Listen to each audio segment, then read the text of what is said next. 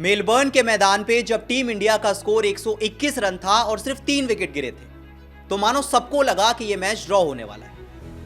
यह match draw होने वाला है और बहुत जल्दी दोनों कैप्टन आकर हैंडशेक कर लेंगे, क्योंकि ऐसा ही लग रहा था। भाई दिन के 2 सेशन निकल चुके थे, सिर्फ एक सेशन बचा था। ऋषभ पंत अच्छी बैटिंग कर रहे थे, जायसवाल अच्छी बैटिंग कर रहे थे, पार्टनरशिप बन चुकी थी। लग ही नहीं रहा था कि इस मैच का रिजल्ट आ जाएगा। अच्छी पार्टनरशिप हो चुकी थी, अच्छी बैटिंग हो रही थी, दोनों प्लेयर सेट थे और लग रहा था कि ऑस्ट्रेलिया ने भी हार मान ली है। लिटरली जब दूसरा सेशन खत्म होने वाला था तो ट्रेविस हेड बॉलिंग करने आ गए, मानस लाबुशेन बॉलिंग करने आ गए। सबको लगा कुछ नहीं होगा, बस तीसरा सेशन शुरू होगा, 5-10 ओवर होंगे और हैंडशेक हो जाएगा, मैच खत्म हो जाएगा। एमसीजी टेस्ट मैच एक ड्रॉ में खत्म होगा और आखिरी टेस्ट मैच से पहले जो सीरीज का स्कोर लाइन है वो 1-1 हो जाएगा। ये दूसरे सेशन तक की कहानी थी। लेकिन इसके बाद तीसरे सेशन में जो कुछ भी हुआ, अब तक यकीन करना मुश्किल है कि जिस टीम इंडिया के 121 पे 3 थे, वो 155 पे कैसे ऑल आउट हो गई।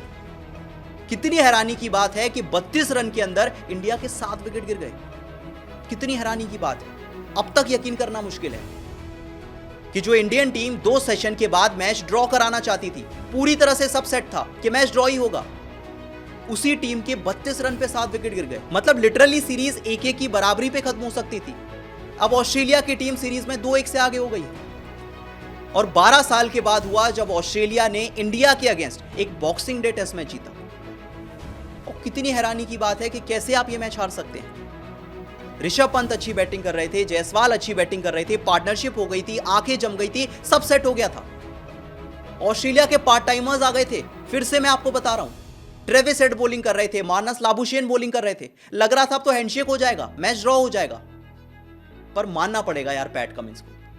मतलब इंडियन टीम ने क्या किया क्या नहीं किया वो सब बात की बात है। आपको पैट कमिंस की तारीफ करनी होगी। जब सबको लगा कि ऑस्ट्रेलिया की टीम ने हार मान ली है, जब सबको लगा कि इस मैच का कुछ नहीं हो सकता, तो पैट कमिंस ने वहां से मैच को पलट दिया। वो पैट कमिंस जो इस पूरी सीरीज में चाहे बैटिंग की बात हो, चाहे बॉलिंग की बात हो, चाहे कैप्टनसी की बात हो, हर तरह से कमाल कर रहे हैं और हमेशा इंडिया के ही सामने करते हैं। चाहे ओडीआई की बात हो, टी20 की बात हो, टेस्ट की बात हो, परेशान करके रख दिया है पैट कमिंस ने। और इस पूरी सीरीज को देखिए, सोचिए ऑस्ट्रेलिया की टीम अपने घर पर खेलते हुए इतनी बड़ी सीरीज में पहला मैच हार गई थी। आप पीछे थे पहले मैच के बाद, उसके बाद आपने एडिलेड जीता, आपने गाबा के मैदान पे ड्रॉ कराया और वो ड्रॉ नहीं था, सिर्फ बारिश आ गई, वरना ऑस्ट्रेलिया जीत जाती वो मैच। और मेलबर्न के मैदान पे आपने एक ऐसा रिजल्ट निकाल लिया है जो कि इम्पॉसिबल सा लग रहा था। आई डोंट थिंक 2 घंटे पहले किसी ने कहा होता कि मैच ऑस्ट्रेलिया जीतेगी, सबको लगा था ड्रॉ होगा।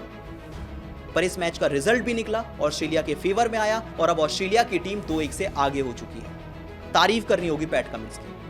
पहले मैच में पीछे होने के बाद आप 2-1 से सीरीज को लीड कर रहे हैं और टेक्निकली आप सीरीज हार नहीं सकते। मैक्सिमम ये सीरीज अब यहां से ड्रॉ हो सकती है, आप हार नहीं सकते। और जिस फॉर्म में ऑस्ट्रेलिया है, लग रहा है कि वो जीत ही जाएंगे, सिर्फ पैट कमिंस की वजह से।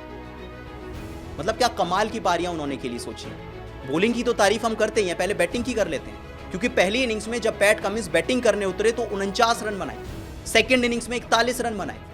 गेंदबाजी की बात कर लें, दोनों इनिंग्स में 3-3 विकेट थे और पैट कमिंस ऑस्ट्रेलिया के लिए बॉर्डर गावस्कर ट्रॉफी में सबसे ज्यादा विकेट ले चुके हैं। एक अकेले पैट कमिंस इंडिया को परेशान करते जा रहे हैं। मतलब एक ट्रेविस हेड और एक पैट कमिंस सोच कर ही आते हैं कि भाई इंडिया को जीतने ही नहीं देंगे।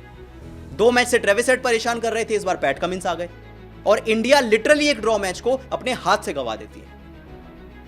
बेचारे वॉशिंगटन सुंदर अभी भी सोच रहे होंगे कि यार कोई तो साथ दे देता। 45 बॉल में खेल चुका था, 5 रन बनाकर 45 बॉल खेल ली थी मैंने, बस साथ चाहिए था किसी एक का। खड़े रहते, बस आप रोकते रहते, कोई सपोर्ट ही नहीं मिला दूसरी साइड से। अब एक्चुअली अगर मैच समरी की बात करें तो बहुत सारे फेजेस में मैच चला। सबसे पहले इंडियन टीम बैकफुट पे थी जब 33 पे 3 हो गए थे, पूरा टॉप ऑर्डर कोलैप्स हो गया। रोहित शर्मा सिर्फ 9 रन बना पाए, केएल राहुल 0 पर आउट हुए और विराट कोहली 5 रन पे आउट हुए। तो आपके 3 जो सबसे बड़े प्लेयर्स थे वो तो शुरुआत में ही चले गए।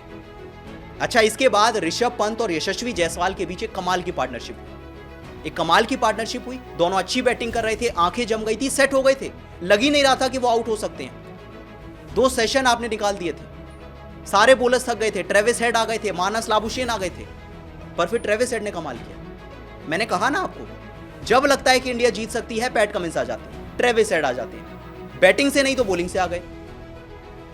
तीसरे सेशन की शुरुआत में ट्रेविस हेड ने आकर ऋषभ पंत को 30 रन पे आउट कर दिया और यहां से पूरा मैच पलट गया। 104 बॉल खेलकर ऋषभ पंत 30 रन बनाकर आउट हुए। देखते ही देखते जडेजा आउट हो गए, देखते ही देखते नीतीश रेड्डी आउट हो गए, सारे विकेट चले गए। अच्छा, उसके बाद एक और बड़ा मोमेंट आया, यशस्वी जायसवाल का डिसमिसल। पहले इतनी बात नहीं हो रही थी, पर अब बात होगी, क्योंकि यशस्वी जायसवाल का जो डिसमिसल था एक बड़ी वजह है कि टीम इंडिया ये मैच हारी। बहुत बवाल हुआ जब थर्ड एम्पायर का फैसला आया कि यशस्वी जायसवाल आउट हैं, तो ना जायसवाल को भरोसा हुआ ना सुनील गावस्कर को भरोसा हुआ। एक बड़ी डिबेट शुरू हुई कि क्या जायसवाल आउट थे या नॉट आउट थे। टेक्नोलॉजी को लेकर डिबेट हुई कि जब टेक्नोलॉजी की बात माननी ही नहीं है, उसे इस्तेमाल ही नहीं करना है, तो क्या फायदा ऐसी टेक्नोलॉजी का। और लिटरली ये गेम चेंजिंग मोमेंट था। जब तक जायसवाल खेल रहे थे, सुंदर के साथ मिलकर अच्छी पार्टनरशिप चल रही थी, यहां तक भी मैच बचा हुआ था। लेकिन जैसे ही जायसवाल आउट हुए, उसके बाद तो कुछ बचा ही नहीं। टेल एंडर्स तो देखते ही देखते चले गए। यह भी सोचने की बात है कि जो ऑस्ट्रेलिया के टेल एंडर्स थे, 50 की पार्टनरशिप की थी। नेथन लियोन, स्कॉट बोलैंड ने मिलकर पूरा मैच पलट दिया था, पर आपके टेल एंडर्स 10 ओवर बैटिंग नहीं कर पाए। 3 प्लेयर्स, आकाशदीप, जसप्रीत बुमराह, मोहम्मद सिराज, 10 ओवर बैटिंग नहीं कर पाए, सोचिए। और रोहित शर्मा के अगर पिछले 6 टेस्ट देखें एज अ कैप्टन, तो कुछ भी नहीं किया है उन्होंने। सारे के सारे मैचेस आप हार चुके हैं, सिर्फ एक मैच ड्रॉ हुआ है, बाकी आप सारे मैचेस हारे हैं। और रोहित पे तो सवाल उठ ही रहा है, हो सकता है रिटायरमेंट आ भी जाए, कोई बड़ी बात नहीं है। मैंने पहले भी वीडियो में कहा था कि अगर टीम इंडिया मेलबर्न के मैदान पे हार जाती है, तो रोहित का रिटायरमेंट आ सकता है, विराट का रिटायरमेंट आ सकता है, दोनों का रिटायरमेंट आ सकता है, कुछ भी हो सकता है। और यार सोचिए, जसप्रीत बुमराह क्या सोच रहे होंगे, और मैं क्या कर दूं कि आप मैच जीत जाएं। भाई 4 मैच के अंदर मैं आपको 30 विकेट दे चुका हूं, 50 ओवर से ज्यादा मैंने बॉलिंग कर दी, सारे विकेट आपको दिला दिए। अब और मैं क्या करूं, मैं बैटिंग भी कर लूं क्या? सोच रहे होंगे जसप्रीत बुमराह कि इतना अच्छा खेलने के बाद भी हम बॉर्डर गावस्कर ट्रॉफी में पीछे हो चुके हैं, हम WTC फाइनल से बाहर हो सकते हैं। क्योंकि साउथ अफ्रीका तो कर गई क्वालिफाई, हरा दिया उन्होंने पाकिस्तान को, 66% है उनके पास। और अब ऑस्ट्रेलिया की टीम आपसे 8-9% आगे है। ऑस्ट्रेलिया के 61% है, इंडिया के 52% है। पूरे चांसेस हैं कि अब इंडिया के हाथ से WTC फाइनल भी चला गया। और अब सिडनी के मैदान पे आपके लिए एक डू और डाई मैच है।